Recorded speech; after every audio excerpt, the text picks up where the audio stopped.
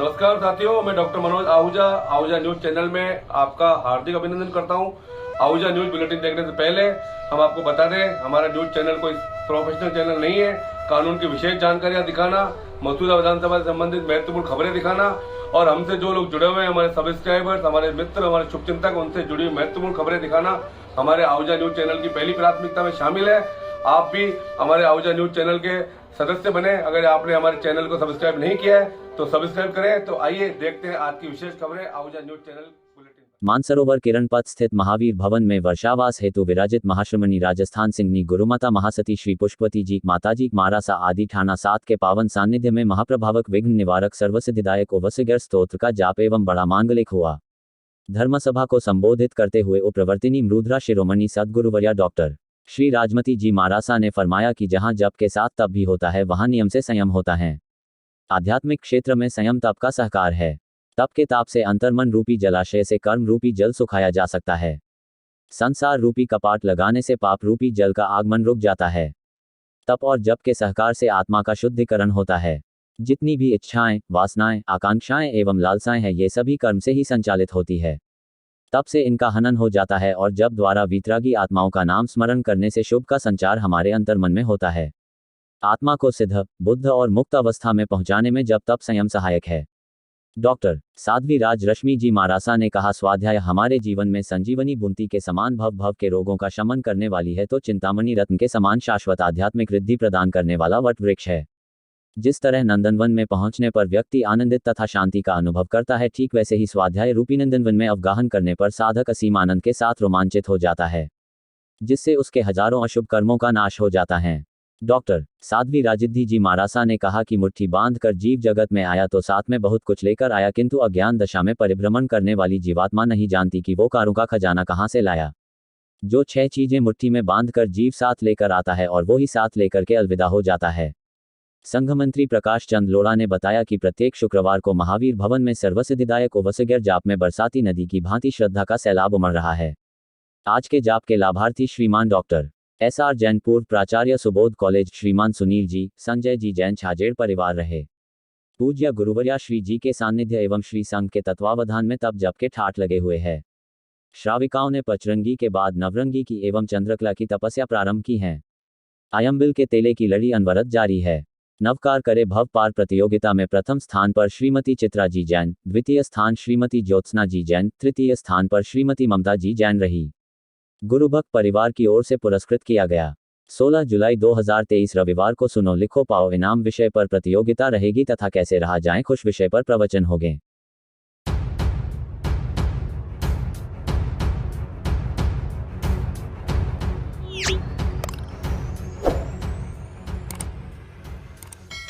श्री खाटू श्याम जी, भगवान रामचंद्र जी, नाकोड़ा भैरवनाथ जी वाले की असीम कृपा से अजमेर जिले में पहली बार विजयनगर की पावनधरा पर भजन सम्राट गीता बेन रेबारी व सिंगर अनिकेत सांड की विशाल भजन संध्या दिनांक 30 जुलाई 2023 रविवार को श्री भंवर वाटिका डेयरी रोड विजयनगर में होने जा रही है। आयोजक आशीष सांड, जिला कोषाध्यक्ष भाजपा अजमेर देहात ने बताया कि विजयनगर के इतिहास में पहली बार अंतर्राष्ट्रीय भजन गायक गीता बेन रेबारी गुजरात द्वारा शानदार भजन की प्रस्तुति देंगी। इस आयोजन में शानदार दरबार भी बनाया जाएगा।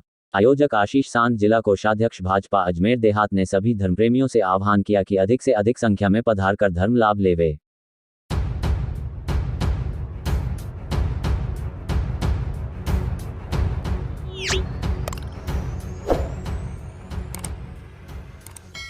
राजस्थान शिक्षक संघ सियाराम लोकतांत्रिक के प्रदेश अध्यक्ष ब्रिजेंद्र शर्मा ने अपने अधिकारों का प्रयोग करते हुए ब्यावर जिला कार्यकारिणी के अध्यक्ष पद पर राजकीय उच्च माध्यमिक विद्यालय जवाजा में कार्यरत शिक्षक शंभू दयाल व्यास को जिलाध्यक्ष मनोनीत कर आगामी 10 दिवस में ब्यावर कार्यकारिणी का गठन कर घोषणा करने हेतु निर्देशित किया है। श्री व्यास के मनोनयन पर जवाजा विद्यालय के स्टाफ में खुशियों का माहौल दिखाई दिया। विद्यालय स्टाफ ने मालाएं पहनाकर तथा साफा बंधवा कर श्री व्यास का अभिनंदन किया। अध्यक्ष व्यास ने बताया कि कार्यकारिणी के विस्तार हेतु राजकीय उच्च माध्यमिक विद्यालय सेंदड़ा रोड ब्यावर में 16 जुलाई 23 को प्रातः 10 बजे चुनाव अधिकारी प्रधानाचार्य रमेश चंद्र दाधीच के मार्गदर्शन में बैठक का आयोजन किया जाएगा। बैठक में राजस्थान शिक्षक संघ सियाराम लोकतांत्रिक के प्रदेश अध्यक्ष ब्रिजेंद्र शर्मा, प्रदेश उपाध्यक्ष राजेश दुबे, प्रदेश संगठन मंत्री मनोज वैष्णव, अजमेर जिला अध्यक्ष माकन लाल माली सहित राजस्थान राज्य संयुक्त कर्मचारी महासंघ एकीकृत के जिला अध्यक्ष रमेश आचार्य बतौर अतिथि शिरकत करेंगे। बैठक में कार्यकारिणी विस्तार के साथ ही शिक्षकों को गैर शैक्षणिक कार्यों से मुक्त करने हेतु कार्ययोजना तथा शिक्षकों के बकाया प्रकरणों एवं अन्य मांगों के संबंध में विचार विमर्श किया जाएगा। जिलाध्यक्ष व्यास ने शिक्षकों से अधिक संख्या में बैठक में भाग लेने की अपील की है।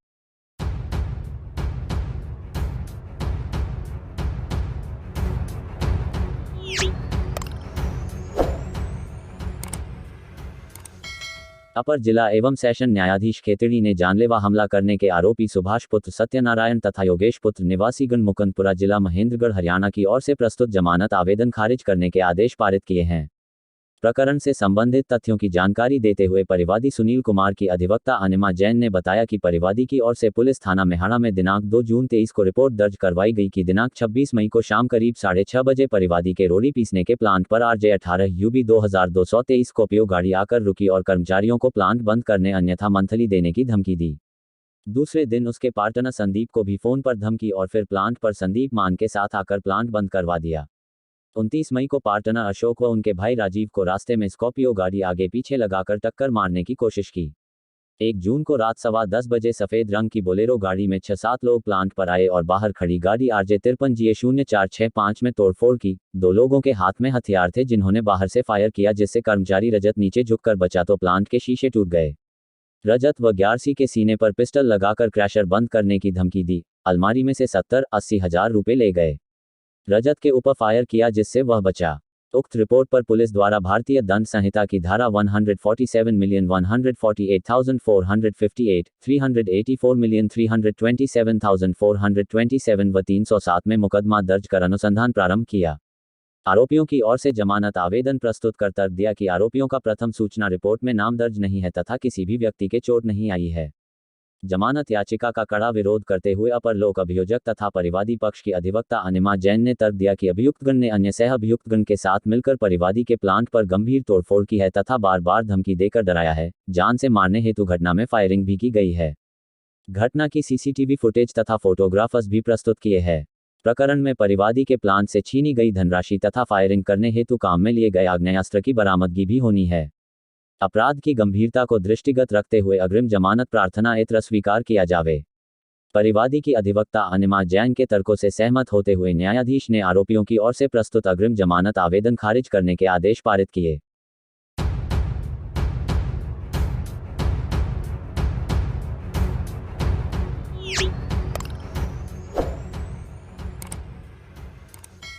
नमस्कार दोस्तों, आज सामान्य जन के मन में आने वाली कंफ्यूजन को दूर करते हैं। सामान्यतः नीचे लिखे हुए नामों को सब लोग एक ही अर्थ में समझ लेते हैं, जबकि वास्तविकता में ऐसा नहीं है। आइए इनमें अंतर समझाते हैं आपको। हमारे देश में लॉयर, एडवोकेट, बैरिस्टर इत्यादि में क्या अंतर होता है? अक्सर lawyer, advocate, barrister, attorney general, attorney, pleader इत्यादि के बारे में सुनने को कहीं ना कहीं मिल ही जाता है। परंतु क्या आप जानते हैं कि इन सब में क्या अंतर होता है? क्या लॉयर और एडवोकेट एक ही व्यक्ति होते हैं या इनके अलग अलग नाम हैं? क्या अटॉर्नी, सॉलिसिटर बनने के लिए लॉ में डिग्री लेना आवश्यक होता है? इत्यादि जैसे प्रश्नों को और शब्दावलियों को आइए इस लेख के माध्यम से अध्ययन करते हैं। लॉयर कौन होता है? लॉयर वह होता है जिसके पास लॉ की डिग्री होती है, जो कानून के क्षेत्र में प्रशिक्षित होता है और कानूनी मामलों पर सलाह और सहायता प्रदान करता है। यानी विधि स्नातक, कानून का जानकार। जिसने LLB की डिग्री ले ली हो वह लॉयर बन जाता है। उसके पास कोर्ट में केस को लड़ने की अनुमति नहीं होती है, लेकिन जैसे ही उसको bar council of India BCI से सनद मिलती है, वह BCI की परीक्षा को पास कर लेता है तो किसी भी कोर्ट में खड़े होने के लिए अधिकृत हो जाता है, तब वह एडवोकेट बन जाता है। LLB का क्या अर्थ होता है? LLB को लेगम बैचलर्स, जो कि एक लैटिन भाषा का शब्द है, यानी बैचलर ऑफ लॉ भी कहते हैं। 12वीं क्लास के बाद 5 वर्षीय कोर्स करके या स्नातक के बाद 3 वर्षीय कोर्स करके भी बच्चे लॉ विकल्प को चुनते हैं और कानून से संबंधित ज्ञान को प्राप्त करते हैं। इन्हें वकील कहा जाता है। दूसरा शब्द एडवोकेट होता है। एडवोकेट कौन होते हैं? एडवोकेट एक ऐसा शब्द है जिसे अधिवक्ता, अभिभाषक कहा जाता है, यानी आधिकारिक वक्ता जिसके पास किसी की तरफ से बोलने का अधिकार होता है। यहीं आपको बता दें कि एडवोकेट इंग्लिश में एक वर्ब है जिसका अर्थ है पक्ष लेना। एडवोकेट वह होता है जिसको कोर्ट में किसी अन्य व्यक्ति की तरफ से प्रतिपादन करने का अधिकार प्राप्त हो। आसान शब्दों में कहें तो एडवोकेट दूसरे व्यक्ति की तरफ से दलीलों को कोर्ट में प्रस्तुत करता है। अधिवक्ता बनने के लिए कानून, लॉ की पढ़ाई को पूरा करना अनिवार्य होता है, यानी पहले लॉयर बनते हैं और फिर एडवोकेट। तीसरा शब्द बैरिस्टर होता है। बैरिस्टर किसे कहते हैं? यदि कोई व्यक्ति लॉ की डिग्री इंग्लैंड से प्राप्त करता है तो उसे बैरिस्टर कहा जाता है। आपने पढ़ा भी होगा कि महात्मा गांधी के परिवार के लोग चाहते थे कि वह बैरिस्टर बने, इसलिए वो 19 साल की उम्र में ही कानून की पढ़ाई करने के लिए लंदन चले गए थे और वहीं पर उन्होंने बैरिस्टर की डिग्री हासिल की थी। महात्मा गांधी दक्षिण अफ्रीका से भारत बैरिस्टर बनकर ही तो लौटे थे। यानी इससे पता चलता है कि बैरिस्टर एक तरह वकील का ही प्रकार होता है जो कि आम कानून न्यायालय में अपनी प्रैक्टिस करता है। चौथा शब्द लोक अभियोजक है, जिसे पब्लिक प्रोसिक्यूटर कहते हैं। पब्लिक प्रोसिक्यूटर किसे कहते हैं? वह व्यक्ति जिसके पास लॉ की डिग्री है, एडवोकेट होने की क्षमता है, जिसने बीसीआई की परीक्षा को पास किया हुआ है और अगर ये व्यक्ति राज्य सरकार की तरफ से पीड़ित का पक्ष लेता है यानी विक्टिम की तरफ से कोर्ट में प्रस्तुत होता है तो इसे ही हम पब्लिक प्रोसिक्यूटर या लोक अभियोजक कहते हैं। सीआरपीसी का सेक्शन 24 के 2 में लोक अभियोजक के बारे में बताया गया है। लोक अभियोजक एक ऐसा व्यक्ति है जिसे आपराधिक मामलों में राज्य की ओर से मामलों का प्रतिनिधित्व करने के लिए केंद्र सरकार या राज्य सरकार द्वारा सीआरपीसी के प्रावधानों के तहत नियुक्त किया जाता है या राज्य सरकार तथा केंद्र सरकार द्वारा जारी गाइडलाइंस की पालना में परीक्षा उत्तीर्ण कर चयनित होता है। लोक अभियोजक पब्लिक प्रोसिक्यूटर की मुख्य भूमिका जनता के हित में न्याय दिलाना होता है। सरकारी अभियोजक का काम तब शुरू होता है जब पुलिस ने अपनी जांच समाप्त कर कोर्ट में आरोपी के खिलाफ चार्जशीट दायर की हो।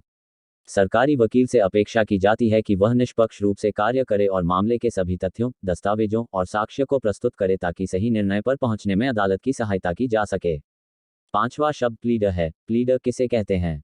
अगर यही डिग्रीधारी या यही एडवोकेट प्राइवेट पक्ष की तरफ से कोर्ट में आता है तो बन जाता है प्लीडर। इसे अभिवचनकर्ता भी कहते हैं, अर्थात दीवानी मामलों में पक्षकार की तरफ से पैरवी करने वाले व्यक्ति को प्लीडर कहा जाए।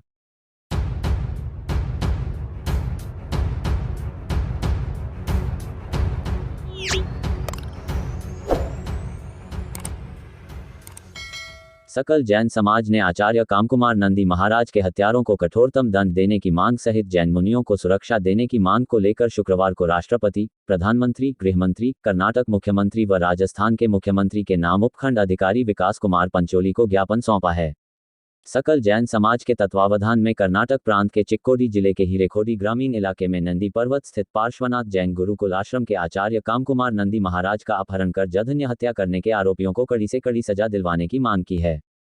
ज्ञापन में बताया कि आचार्य कामकुमार नंदी महाराज का 5 जुलाई को कुछ अज्ञात लोगों ने अपहरण कर मुनिराज की जघन्य तरीके से शरीर के बहुत से टुकड़े टुकड़े कर हत्या कर दी।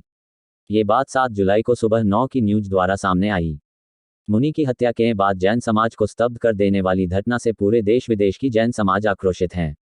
इस निर्मम हत्या के 2 आरोपी गिरफ्तार कर लिए गए हैं लेकिन अभी बाकी के आरोपी गिरफ्तार नहीं हुए हैं। जैन समाज के कैलाश चंद सोनी ने कहा कि हत्या में पकड़े गए दोनों आरोपियों को एवं फरार आरोपियों को गिरफ्तार कर शीघ्र न्याय द्वारा कठोर सजा देने तथा साथ ही ऐसी घटनाएं पुनः नहीं होवे इसके लिए जैन धर्म, जैन समाज, जैन तीर्थ क्षेत्र, जैन संतों की सुरक्षा के लिए कानून बनाया जाए। कैलाश चंद सोनी ने कहा कि भविष्य में सभी को सुरक्षा देने के लिए एक संरक्षण बोर्ड की स्थापना हो एवं केंद्र सरकार द्वारा सभी राज्यों के अल्पसंख्यक आयोगों में जैन सदस्य और जैन कल्याण बोर्ड का गठन किया जाना चाहिए। इस मौके पर पूर्व पालिकाध्यक्ष अनिल मित्तल ने कहा कि जैन संत की हत्या मामले में सरकार को सभी आरोपियों को गिरफ्तार कर कड़ी सजा देनी चाहिए तथा पुनः ऐसी घटना नहीं हो उसके लिए संतों की सुरक्षा के लिए कड़े व्यवस्था की जाए। ज्ञापन देने के दौरान जैन समाज के कैलाश चंद सोनी, भंवरलाल बज, जितेंद्र सिंधवी, खेमचंद तातेड़, कैलाश चंद सोनी, नरेंद्र गदिया, सुभाष चंद कटारिया, शांतिलाल चोरुका, भागचंद जैन, महावीर मित्तल, प्रो के सी जैन, चांदमल जैन, सुभाष चंद भाल, जयप्रकाश भाल, पदमचंद कटारिया, मुकेश जैन, मनोज पांड्या, महेंद्र धम्मानी, लाभचंद धूपिया, नरेश जैन, महेंद्र पाटनी, दीपक मित्तल सहित सकल जैन समाज के महिला पुरुष उपस्थित थे। इससे पूर्व दिगंबर जैन समाज एवं वर्षायोग समिति के प्रचार मंत्री नरेश जैन ने बताया कि चंद्रप्रभु चैत्यालय में वर्षायोग के लिए विराजित मुनि सुश्रुत सागर महाराज ससंध ने इस दुखद घटना पर बेहद दुख प्रकट करते हुए सकल जैन समाज को एकत्रित होकर केंद्र सरकार एवं राज्य सरकार के स्तर पर आवाज उठाने के लिए प्रेरित किया। मुनि सुश्रुत सागर ने कहा कि इस प्रकार का कृत्य अतिक्रूरता के भाव परिणाम असामाजिक तत्वों का कार्य है, जो कि अत्यंत ही हृदय विदारक घटना है। ये क्षमा योग्य नहीं है। आचार्य कामकुमार नंदी महाराज की प्रेरणा से बने गुरुकुल में ग्रामीण एवं क्षेत्र के पिछड़े वर्ग के विद्यार्थियों को निःशुल्क शिक्षा एवं भोजनादि का कार्य संचालित किया जा रहा था।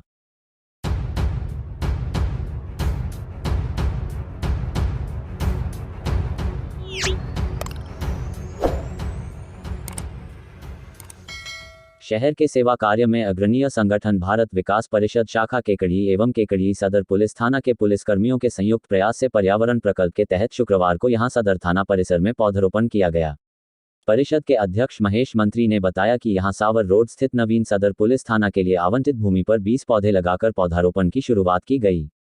उन्होंने बताया कि सदर थाना परिसर में लगभग 100 पौधे लगाए जाएंगे।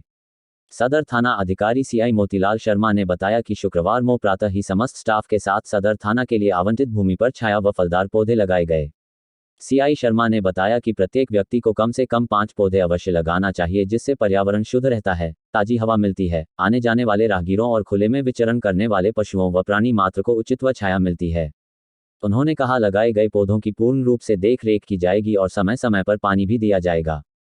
इस पौधरोपण अभियान में केकड़ी सदर थाना के एएसआई उगम सिंह, हेड कांस्टेबल संपत राज, कांस्टेबल केदर सिंह, दिनेश कुमार, सुरेंद्र, लाला राम, उदय शंकर, नीरज, रामराज, रंगलाल तथा भारत विकास परिषद के अध्यक्ष महेश मंत्री सहित सचिव दिनेश वैष्णव, कोषाध्यक्ष भगवान माहेश्वरी, समाजसेवी रामगोपाल सैनी, शोभाराम माली उपस्थित रहे व अपनी सेवाएं प्रदान की।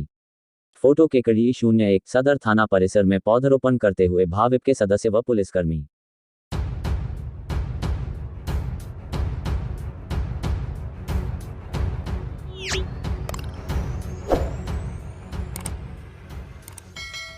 सेशन कोर्ट अजमेर के युवा अधिवक्ता शफीकुल शेख को प्रदेश कांग्रेस कमेटी के प्रदेशाध्यक्ष गोविंद सिंह डोटासरा के निर्देश से अजमेर मंडल का संगठन मंत्री नियुक्त करने के अवसर पर गुरुवार को अधिवक्ता साथियों ने माला पहनाकर अभिनंदन करते हुए मिठाई खिलाकर शुभकामनाएं दी। इस मौके पर ब्लॉक अध्यक्ष वाहिद मोहम्मद तथा मंडल अध्यक्ष तौफीका खान पठान भी मौजूद रहे। अभिनंदन के दौरान advocate Irfan Khan, advocate Arif Mirza Ustad, advocate Imran Khan, advocate Aftab Chishti, advocate Manav Rathore, advocate Bhanu Pratap Shaktawat, advocate Naman Jain, advocate Vikram Singh Rathore, advocate Shiv Kuldeep, advocate Pramila Sharma, advocate doctor Manoj Kumar Ahuja, advocate Pawan Kumar Bairwa, Badshah, Irfan Mohammad, नसरू भाई, ताज भाई, दिलशाद बख्श, शाकिर भाई, एडवोकेट तौसीफ खान पठान, सहारा, शाकिर खान, मुकेश, एडवोकेट विनोद कुमार बालोटिया, राजेश ओझा आदि अधिवक्ता मौजूद रहे। इस मौके पर नवनियुक्त संगठन मंत्री एडवोकेट शफीकुल शेख ने सभी अधिवक्ता साथियों का आभार व्यक्त करते हुए पद की गरिमा के अनुरूप कार्य करने की बात कही।